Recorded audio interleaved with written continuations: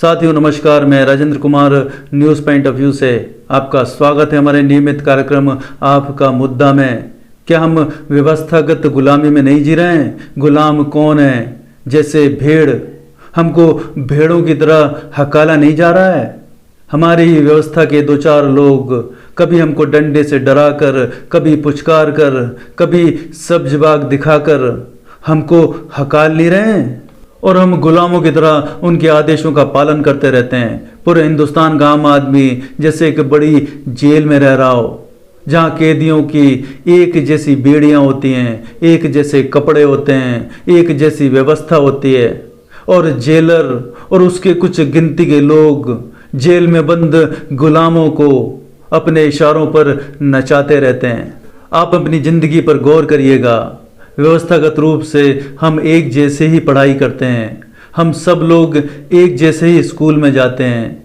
समाज और व्यवस्था के ढर्रे के चलते हम एक जैसी ही नौकरी या व्यापार करते हैं। हम 25 से 30 साल की उम्र के बीच में शादी करते हैं और सभी के 1 से 3 तक बच्चे होते हैं। हम व्यवस्था के अनुसार चलते हैं। हम व्यवस्था के गुलाम हैं और व्यवस्था चलती है हमारे टैक्स के पैसों से और हमारे वोट से। भारत में पूरी व्यवस्था चंद गिनती के लोगों के हाथों में है। सत्ताधारी नेता, पूंजीपति, धर्मगुरु और शीर्ष पर बैठे नौकरशाह, इन लोगों ने मिलकर हम पूरी जनता को गुलाम बनाया हुआ है। हम जाति और प्रथा और धर्म के नाम पर बटे हुए हैं। हम अशिक्षित हैं, इसलिए तो हम गुलामों की जिंदगी जीने पर मजबूर हैं। मोदी जी ने नोटबंदी करी, भारत की अर्थव्यवस्था हिल गई, लोगों के व्यापार बंद हो गए, सैकड़ों लोग मर गए, लेकिन गुलाम मानसिकता की जनता ने उफ तक नहीं करी। गुलामी की और भक्ति की अतिशयोक्ति ये थी कि जनता इसको मोदी जी का मास्टर स्ट्रोक कह रही थी। जनता की गुलामी मानसिकता देखिए। कोरोना के दौरान मोदी जी ने लॉकडाउन किया, प्रवासी मजदूरों की बुरी हालत हुई, कई प्रवासी मजदूर मर गए, लेकिन जनता ने क्या व्यवस्था को दोषी ठहराया?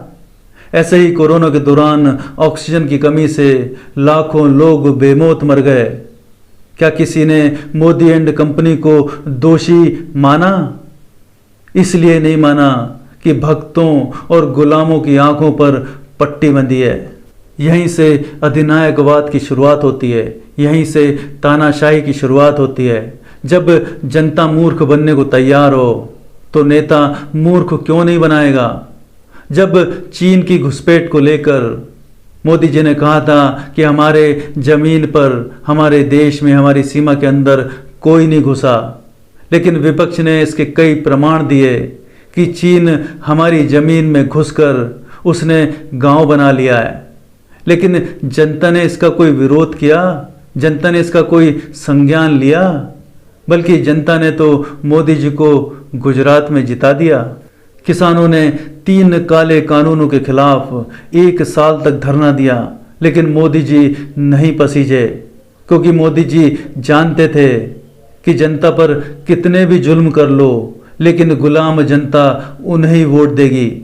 यूपी के चुनाव के समय मोदी जी ने 3 काले कानून वापस ले लिए और जनता ने मोदी जी को यूपी में जिता दिया।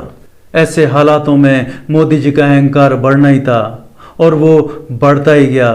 देश में महंगाई तेजी से बढ़ रही है, युवाओं को रोजगार नहीं मिल रहा है, दलितों, पत्रकारों और बुद्धिजीवियों पर लगातार हमले हो रहे हैं, देश में नफरत का माहौल बढ़ता ही जा रहा है। ऐसे हालातों में आपने जनता के बीच में कोई बेचैनी देखी?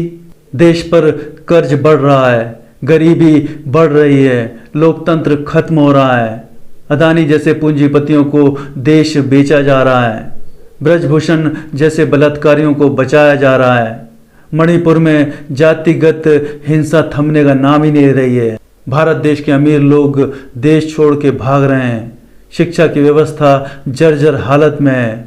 लेकिन इन हालातों में भी क्या आपने जनता के बीच में से कोई विरोध की लहर देखी?